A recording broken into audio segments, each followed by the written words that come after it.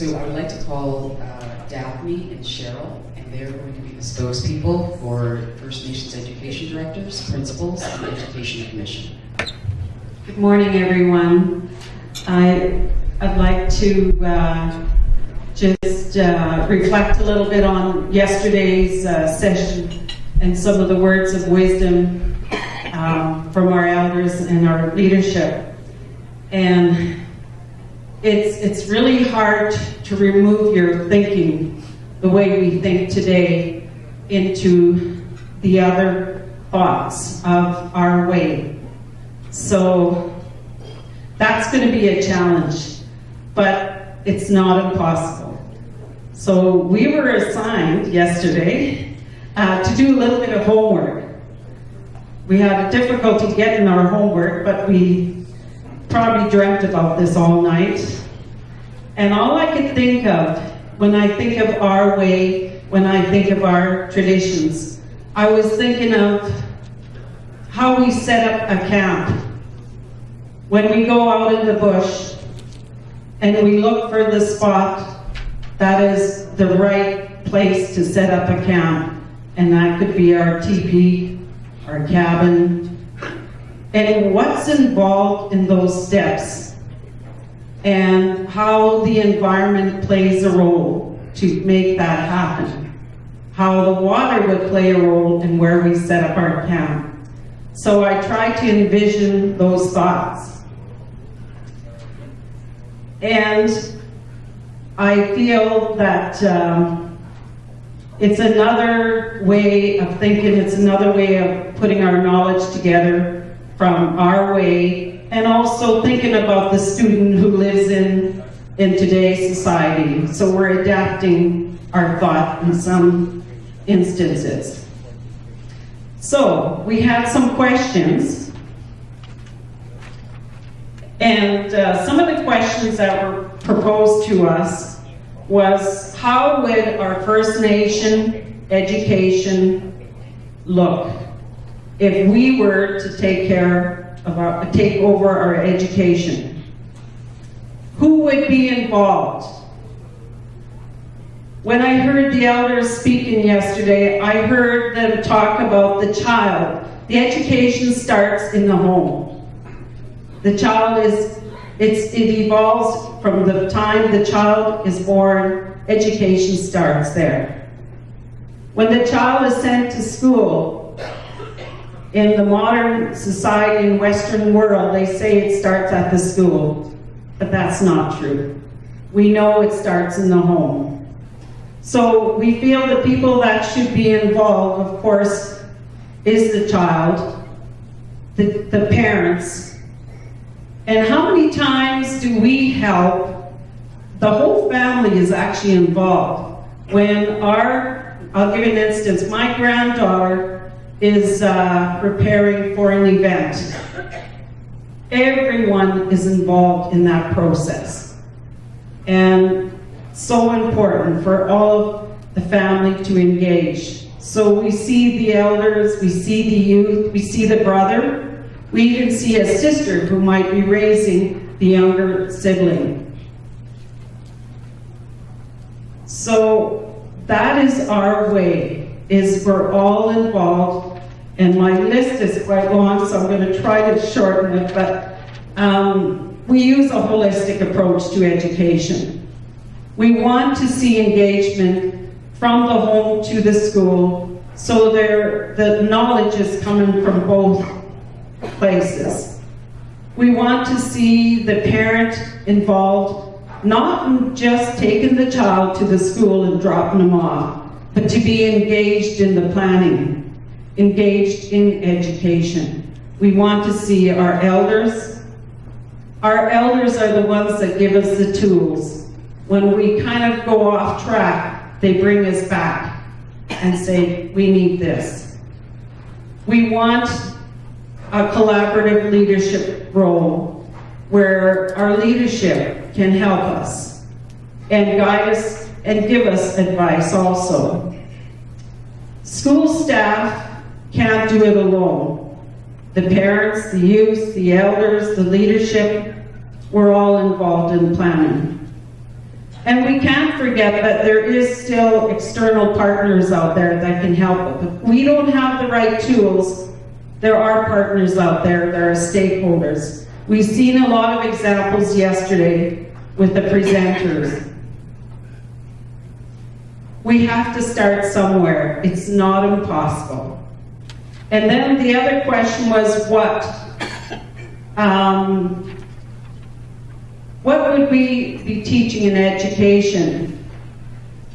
We definitely need teaching and learning tools for our children. School is the center of the people, and the people are the center of school. The community is the people.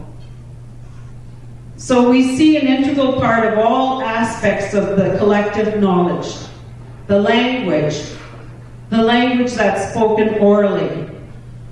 How can we make sure we involve the language speakers in our education system? We need to redefine our identity. When I see a student graduate from grade 12, I ask him, who are you? I said, can you identify yourself? Who are you?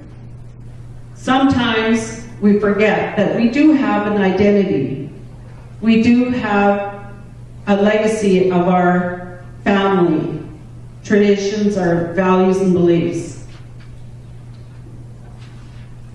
Schools should always be open and engaged with the community. It goes back and forth.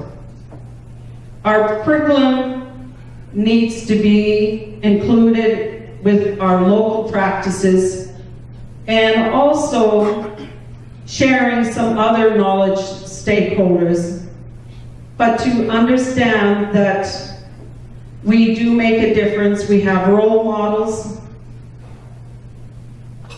We need to be self-sustaining. We need to build onto what we have within. Our agencies in our communities also help that same child. Why can't they be in our education, playing a role?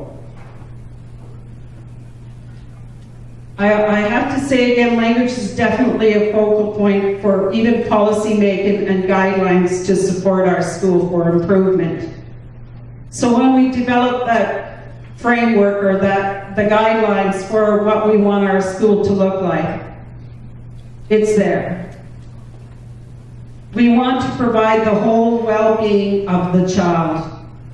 And it can start, when I heard Rita talk about her grandson at the age of 2, 3, 4, how the learning begins at that level. We can provide that even in our own schools.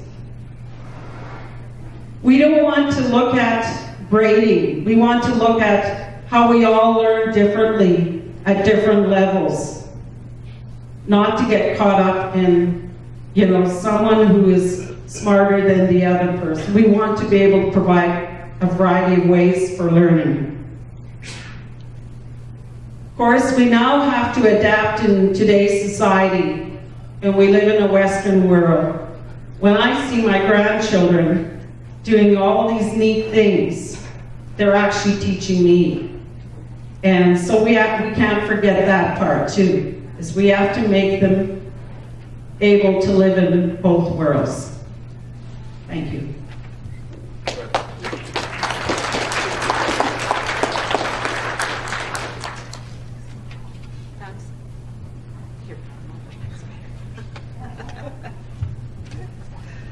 Dansi. Okay, gusto ni Dani ko sa beauty sa akin. Ito si ka. Nagsista ako aki. Nina sige mi. Gusto ni Dani ko sa beauty sa akin. Good morning, everyone. My name is Daphne Maestrina. I'm the KTC Director of Education. And I first of all want to thank the Elder for the prayer this morning and for the Treaty 6 being in their territory as well. I'd like to say that I'm very, very honored to be working and to be in the Treaty 8 territory and assisting in education. I've been an educator for 26 years, and I've been in various administrative roles. So in what's happening today and what's been happening the last few days, I'm so very impressed with the involvement of everyone and the commitment and the real concern as to what they want for education. It's very inspiring to see that here, and I'm just very fortunate to be part of this process. What we talked about in education in our group, there was, of course, a lot of discussion on cultural teachings, and I think, a number of years ago we had the same kind of a gathering of 50 stakeholders in education in our nation, and we talked about education, and it wasn't about academic standards so much as they wanted the children, when they left school, to be able to understand their ways, to be able to know, what the significance of our cultural teachings, and to be able to speak the language. And so I see the same discussions and same concerns here. So what they talked about was cultural teachings, that elders be very involved. Land-based education came out very strongly, and that's experiential education, and that's how traditionally we learn. And I think there's been some pockets of success that are happening. I know that we're providing some camps, and they've been very successful, where we're bringing in students and teaching them, and it's been the feedback we got has been very positive from the staff, from the students themselves, and all the people that are involved in that. They want more movement and activity rather than just sitting at a desk. They want it to be a little bit more where the students are involved in various activities, having an exercise room to be able to do dance. They also want to be very proactive about the health and the food, and to teach the students on how to be healthy. And they recognize that the school is usually at the community hub for a lot of activities, and so they want that school to continue to be that hub for proactive activities. The learning they want is to be student self-directed. And they do want the students to be there every day, so full attendance, and so looking at attendance strategies on how to get those students into school to continue to do that.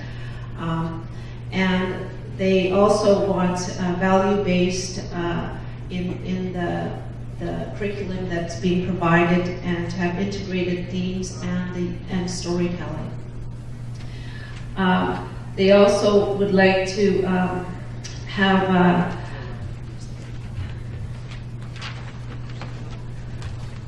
early learning addressed, and like what Cheryl's talking about, that 0 to 5, sometimes that is forgotten, and a lot of learning happens even in the first year. Language, to acquire the language, happens in that first year, and so if we want us to be able to have our languages to be functional in our communities, we need to start earlier than the school age. We need to have programs from the 0 to 5. And also that they want the community to have the ability to collect their own data, so that they can look at, okay, here's the data, where do we move from that? They need to have that capability, so capacity development to be able to develop local data. In terms of teachers, there was talk, because teacher turnover is still a real significant issue in many of our communities. They talked about creating incentive-based contracts, to create longer-term contracts, to retain the teachers, to have a Treaty 8 area employment and transfer within the region, because they say sometimes teachers, they want to stay in the region, but they sometimes need to change, and to have the ability to do that. They want the salary grid to be common across the area, the variance based on the isolation of the community. As we know, some communities are more isolated. And they want, they see the need for cultural protocol training for the teachers, so something like a teacher induction program. And try to flip through my papers here.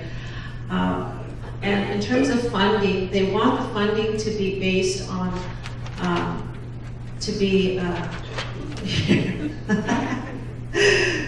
they want the funding to be statutory funding, a common funding formula with a base amount and extra funding provided per student to close the gap for larger communities.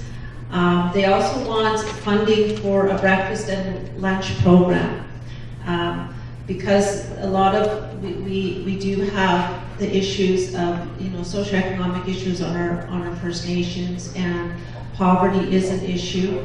And because of that, sometimes students are not coming to school and because they don't have lunch, or they don't have the proper nutrition. So we need to have a breakfast and a lunch program funding made available to all our students, all our communities. My grandchildren attended. My son-in-law is from Blackfeet, Montana. And so my kids went to, my daughter moved there, and they raised their kids there. And because of, they're in the Browning public school system, and all the Browning schools, the Blackfoot Nation schools, all have full funding for full kitchen staff, and they serve hot lunch, hot breakfast, and they have all of the supports that they need because they recognize that because of the socioeconomic situation in that area. And I think that we need to demand that happen in our communities as well.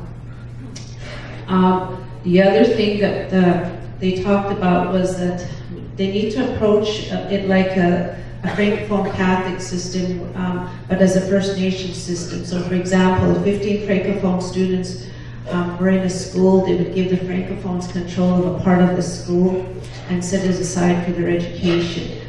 We need to have funding based on that. They also see the need to develop a system of education that decolonizes from the mentality of the British way of thinking, and that the curriculum must be a standalone system with local parental control, and that the services be based on the wraparound services, so working very closely with health, with social development and justice, and ensuring that the wraparound services are there for each student. They did see a need for school board or school board type organizations for each community, for each school. In terms of what the outcomes are going to be, they saw, of course, with this to have an increased attendance, graduation rates to increase, and a comprehensive parent education to help their children succeed. Many times parents just want to be assisting the students in their with their homework and with various sometimes they're having difficulty themselves controlling behaviors at home. We need to have really good parental programs that address some of these, to give the strategies to parents on how to assist the students better in school. And they want the schools to make to be more accommodating for parents, elders, and the community members to feel welcome in the schools. They want traditional learning to be addressed, cross-curriculum, and the teacher training to be ongoing, because sometimes we train up teachers and the next year they're gone. So we need to always continue to have funding to have the training ongoing. And that, of course, ultimately we want the learners to be walking in both worlds, in the Western world and in our world, very confidently. So with that, thank you for your time.